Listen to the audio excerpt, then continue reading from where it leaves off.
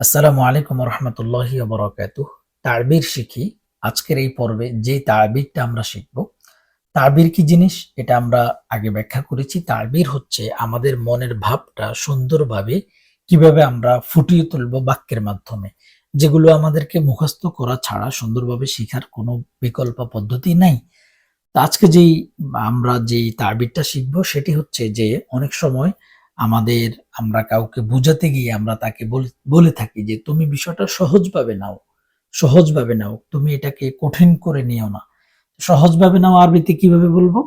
যে হাউইন আলাইকা, হাউইন আলাইকা, হাউইন আলাইকা, take it easy, take it easy, অথবা ডোন্ট ওয়ারি, ডোন্ট ওয়ারি, যে সহজভাবে নাও, সহজভাবে নাও।